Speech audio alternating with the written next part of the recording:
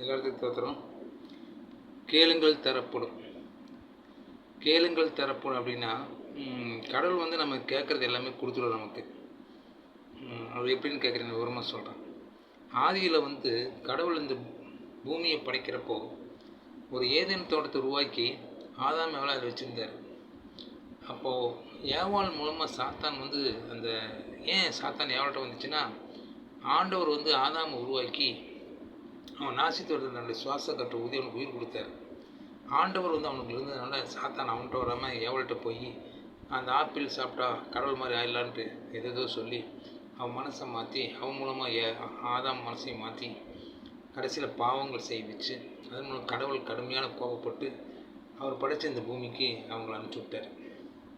அவங்க இந்த பூமியில் வந்து பாவம் அங்கே பாவத்தின் சம்பளத்தினால பூமிக்கு வந்ததுனால கடவுள்கிட்ட தண்டனை பெற்றதுனால அவங்க பூமிக்கு வந்து என்ன பண்ணே தெரியாமல் வாழ்ந்துட்டு இருந்தாங்க. அப்போ பாவியில் வந்து அவங்க எல்லாருமே பாவியில் தானே, அவங்க மூலம் அந்த சந்ததியும் பாவியாக தானே இருக்கும்.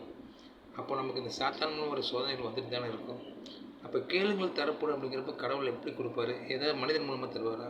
நிச்சயம் தர்றதுக்கு வாய்ப்பு இல்லை. எத்தனை தீர்க்கதரிசி இருந்தாலும் எத்தனை பேர் இருந்தாலும் நமக்கு உபதேசம் பண்ணாலும் அதன் மூலம் நமக்கு வந்து அந்த பாவம் நிவர்த்தி ஆகாது.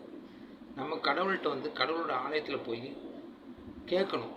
ஆண்டவரே, என் குடும்பம் இந்த மாதிரி கஷ்டப்படுது, என்ன பண்ணு கேட்கணும். ஒரு ஆண்டவர் சிலை கேட்குறப்ப கண்டிப்பாக கேளுங்கள் தரப்படுங்கிற மாதிரி கடவுள் கண்டிப்பாக தருவார். ஒரு குடும்பத்தில் சண்டை வருது அப்படின்னா மனைவியானவள் வந்து புருஷன் சொல்கிறத புருஷன் சொல்கிறது கீழ்ப்படிதலாக இருக்கணும் மனைவி. அதை வந்து மனைவி அந்த பைபிள் வசனப்படி நடந்தாங்கன்னா அந்த குடும்பத்தில் சண்டை வரதுக்கு வாய்ப்பு இல்லை.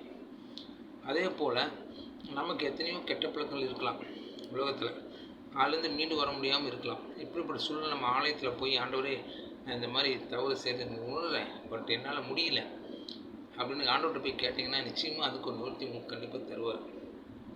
ஆண்டவர்கிட்ட கேளுங்கள் தரப்படும். இதுதான் இந்த கேளுங்கள் தரப்படுங்கிற மகிமை. இப்போ நீங்கள் இந்த வீடியோ பார்த்துட்டு இருக்கிறீங்களா, நீங்கள் வந்து இப்போ இந்த வீடியோவில் நீங்கள் ஆண்டவரை கடவுளை பார்த்துருக்குறீங்களா? பார்த்தது இல்லைங்களா? இந்த வீடியோவில் கடவுளை நீங்கள் பார்க்கலாம். கடைசி வரைக்கும் பாருங்கள், கடவுளை நீங்கள் பார்க்கலாம்.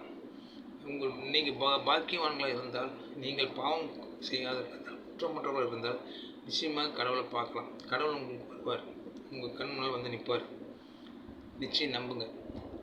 கேளுங்கள் தரப்படும். இதை நம்ம வேத மந்திரமாக எடுத்துக்கிட்டு கடவுள்கிட்ட கேட்போம்.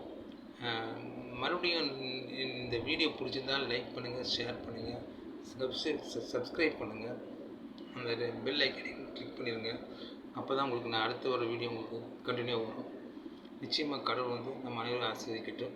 எல்லாருக்கும் நன்றி.